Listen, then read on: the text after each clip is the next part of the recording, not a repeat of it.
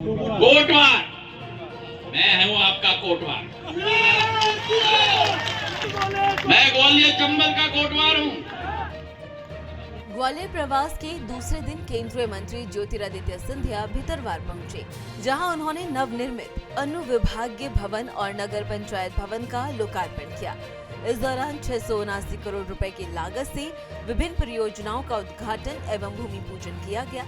सभा को संबोधित करते हुए सिंधिया ने कहा, 2023 के विधानसभा चुनावों के बाद मेरा ये पहला भितरवार दौरा है और मैं इसे अपने प्रमुख कार्यक्रमों में शामिल करता हूँ। अगर भारतीय जनता पार्टी को आपका आशीर्वाद और विधायक को आपका विश्वास बना रहेगा तो विकास की जिम्मेदारी मेरी होगी।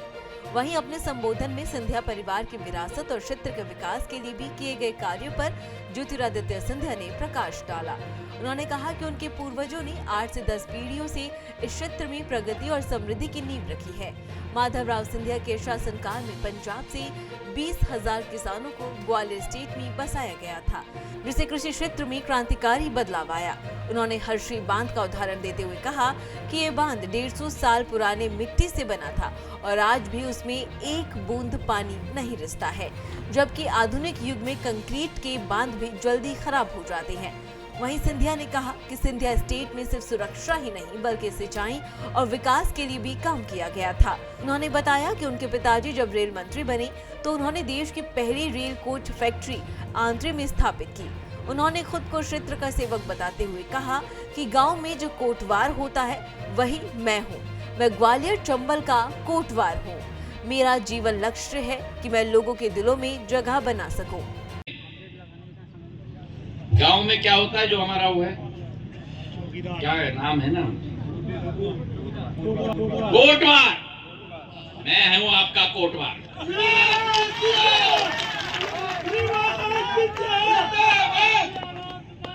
करना इस कोटवार की जिम्मेदारी। मैं ग्वालियर चंबल का कोटवार हूं। चाहे डबरा हो, चाहे भितरवार हो, चाहे पिछोर हो, चाहे करेरा हो, चाहे पोरी हो, चाहे शोपुर कराल हो,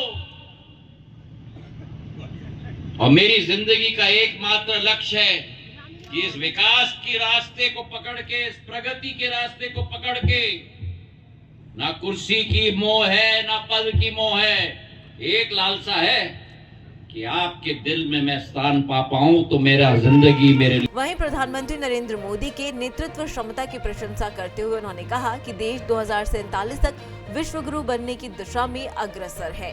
मीडिया से बातचीत में सिंधिया ने BSNL की उपलब्धियों पर प्रकाश डालते हुए कहा कि 17 साल बाद अक्टूबर-दिसंबर तिमाही में कंपनी ने 262 करोड़ रुपए का मुनाफा कमाया है। बाद अक्टूबर से दिसंबर का क्वार्टर का 262 करोड़ का मुनाफा हुआ। ये इतिहास BSNL ने रचा 17 साल घाटे में होने के बाद, और ये संभव हो पाया है क्योंकि प्रधानमंत्री जी का विश्वास, प्रधानमंत्री जी का संकल्प कि आत्मनिर्भर भारत के आधार पर सरकारी कंपनी भी उत्कृष्ट सेवा देगी। आज हम लोग 4G के टावर्स का क्रियान्वयन कर रहे हैं। 1 लाख हमारा टारगेट है। करीब करीब 90,000 टावर हमारे लग चुके हैं। जून के माह तक ये कार्य समाप्त होगा। फिर 4G से हम लोग 5G पर भी हम लोग शुरुआत करने की प्रक्रिया शुरू करेंगे जून के माह के बाद।